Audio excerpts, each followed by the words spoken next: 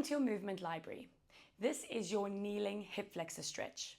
This is one of the best stretches for opening up the hip flexors, which in turn will help you release any lower back pain and find a better neutral spine, which will result in better patterning overall.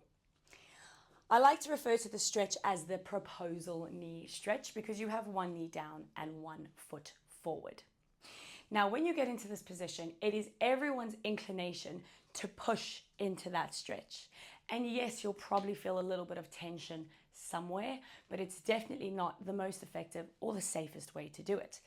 So we want to get our pelvis on top of our bottom knee, meaning I'm in a straight line with this leg.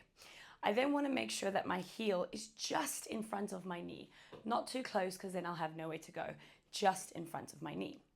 Then the first thing I'm going to do is find a slight pelvic tilt. So that is me popping my bum out, okay?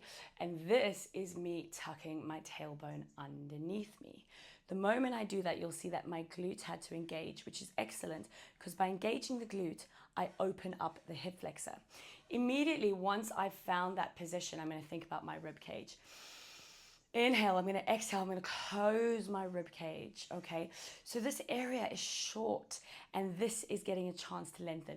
I immediately feel a little bit of tension and stretch up the quad and into the hip flexor. Now to increase this, I'm going to imagine that my front heel pulls backwards towards me. And what this does is create an oppositional force within the hips.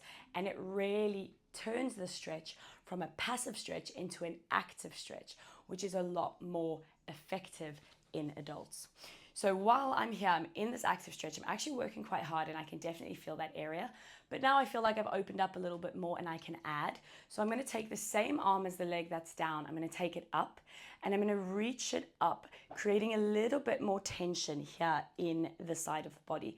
And then I'm going to even start to take it over my head. However, at no point have I lost my pelvis.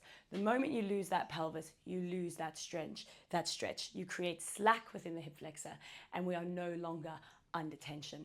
So just showing you that from the other side. My knee is underneath my pelvis. My heel is slightly in front of my forward knee. From here, I'm going to take a second. I'm going to rock that pelvis out and tuck it away, rock it out. I'm going to tuck it away. I'm going to engage my bottom glute. Big inhale. Exhale, close the rib cage. Now I'm thinking front heel pulls back towards me. And I'm holding this here. I can feel the tension. If I feel like I can, I might shift forward a little bit, but only once I really have that existing tension and positioning.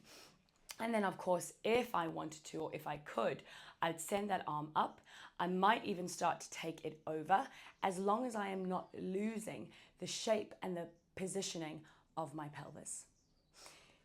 That is your hip flexor stretch. Feel free to put something soft underneath the bottom knee if you feel uncomfortable with that.